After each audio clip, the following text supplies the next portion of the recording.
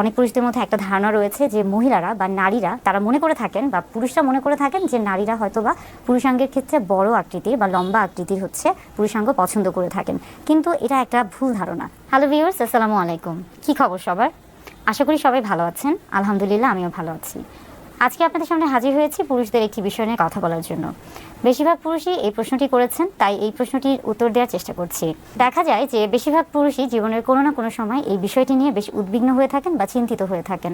অনেকে হয়তো বা চিন্তিত হন না, কিন্তু তারপরও তার মনের মধ্যে এই বিষয়টি নিয়ে কিছুটা প্রশ্ন জেগে ওঠে, এবং সেটি হচ্ছে যে পুরুষাঙ্গের আকার অর্থাৎ পেনিসের সাইজ এটি কি গুরুত্বপূর্ণ? অনেকেই বলে থাকেন যে হচ্ছে তার পুরুষাঙ্গের আকার বা সাইজ এটি হচ্ছে ছোট, কিংবা অনেকে মনে করে থাকেন যে পেনিসের আকার বা আকৃতির উপর কি হচ্ছে তার যৌন জীবনের কোনো প্রভাব আছে কিনা, বা এটা তার যৌন জীবনে কোনো প্রভাব ফেলছে কিনা। মূলত এই বিষয় নিয়ে আজকে কথা বলবো।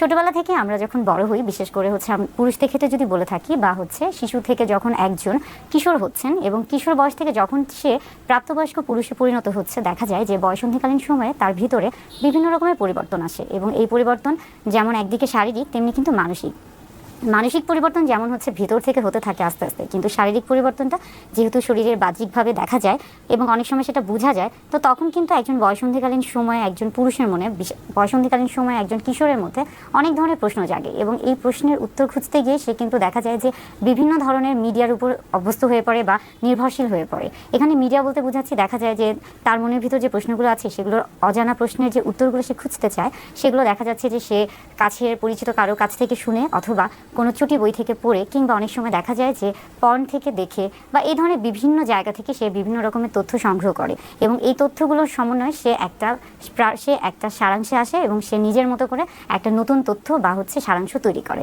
বিশেষ করে এটা কিন্তু তার শরীরে এই যে বাহ্যিক যে পরিবর্তনগুলো হচ্ছে এগুলো নিয়ে। তাই এই ধরনের যে তথ্যগুলো সে সংগ্রহ করে থাকে, এটা যেমন অনেকটা হয়ে থাকে বাস্তবিক, তেমনি পাশাপাশি কিন্তু অবাস্তবিকও হয়ে থাকে। কেননা সে যে তথ্যগুলো সংগ্রহ করছে সেগুলো দেখা যাচ্ছে যে বিভিন্ন মাধ্যম থেকে, তো সেখানে আসলে সঠিক তথ্য যেমন পাচ্ছে, তেমনি কিন্তু অনেকটা হচ্ছে ভ্রান্তিকর তথ্য তার মনের মধ্যে গেঁথে যায়, এবং এর ফলে একটা সময় দেখা যায় যে সে তার মনের মধ্যে একটা অবাস্তব একটা কল্পনার জগৎ তৈরি করে থাকে, এবং তার শরীর সম্পর্কে বা তার যে পরিবর্তন, এটা সম্পর্কে তার একটা অন্যরকম ধারণা চলে আসে।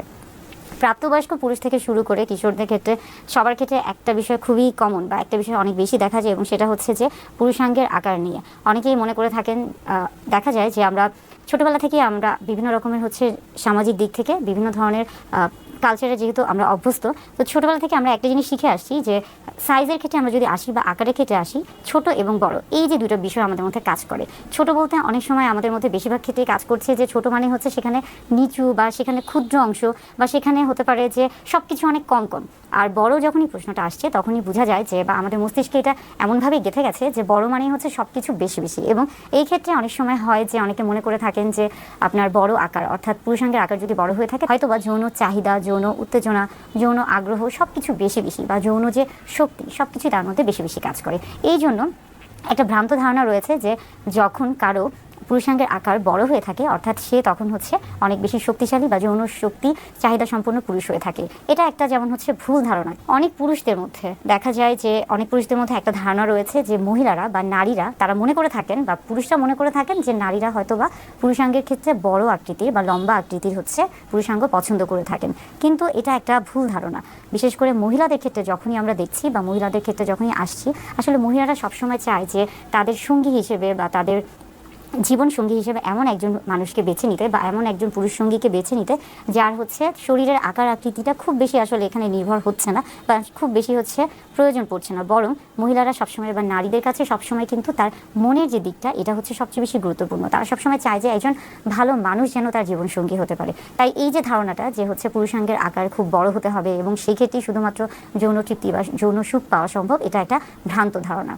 বিশ্বব্যাপী গবেষণায় দেখা গেছে যে পুরুষাঙ্গের আকার সাধারণত, বা আমরা এভারেজে বলে থাকি যে হচ্ছে ইরেক্ট অবস্থায়, অর্থাৎ যখন হচ্ছে যৌন তৃপ্তিতে বা যৌন উত্তেজনাপূর্ণ সময়ে পুরুষাঙ্গ সবচেয়ে বেশি হচ্ছে 5 ইঞ্চি পর্যন্ত লম্বা হতে পারে, অর্থাৎ 5 ইঞ্চি কিন্তু এভারেজ একটা আকার। এবং আমরা যখন আসছি যে ভ্যাজাইনা বা যোনিপথের ক্ষেত্রে, অর্থাৎ হচ্ছে স্ত্রীদের জননাঙ্গের ক্ষেত্রে বা যোনিপথের ক্ষেত্রে যখন আসছি, সেটার আকার কিন্তু 3 ইঞ্চি থেকে 5 ইঞ্চি। এখন আপনি চিন্তা করেন যে এখন আপনি দেখেন যে যখন যোনিপথে হচ্ছে পুরুষাঙ্গ প্রবেশ করছে, তখন 5 ইঞ্চি বেশি যখন এটা হচ্ছে, তখন সেই ক্ষেত্রে কিন্তু সহবাসটা বা শারীরিক সম্পর্কটা কিন্তু কষ্টদায়ক বা অনেকটা হচ্ছে অস্বস্তিকর হয়ে থাকে। তাই এই যে একটা ধারণা রয়েছে যে অতিরিক্ত এই যে একটা ধারণা রয়েছে যে তৃপ্তিদায়ক সহবাসের ক্ষেত্রে বা আনন্দকর সহবাসের ক্ষেত্রে হয়তো বা পুরুষাঙ্গের আকার অনেক বড় হতে হবে বা অনেক লম্বা হতে হবে, এটা একটা ভ্রান্ত ধারণা। অর্থাৎ সহবাসের সাথে বা হচ্ছে যৌন তৃপ্তি বা যৌন সুখের সাথে পেনিসের আকারের কোনো সম্পর্ক নেই।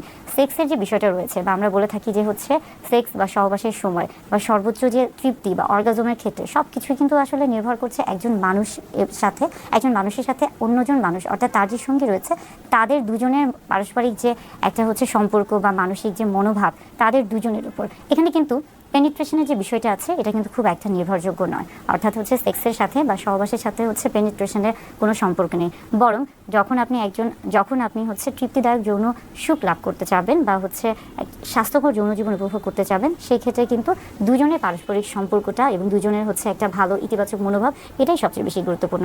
এই ক্ষেত্রে কখনোই পেনিসের আকার বা সাইজ এটা কখনোই কিন্তু গুরুত্বপূর্ণ নয়। এবং পেনিস যদি ছোট হয়ে থাকে বা যেটা আসলে সবাই বলছে বা অনেকে মনে করে থাকে যে তার হয়তো বা পুরুষাঙ্গের আকার ছোট, এটা আসলে ছোট হলেও খুব সমস্যা নয়, আবার বড় হলেও সমস্যা নয়, কিংবা ছোট বা বড় হলে কী ধরনের সমস্যা হতে পারে সেটা কিন্তু ইতিমধ্যেই বলে দিয়েছি।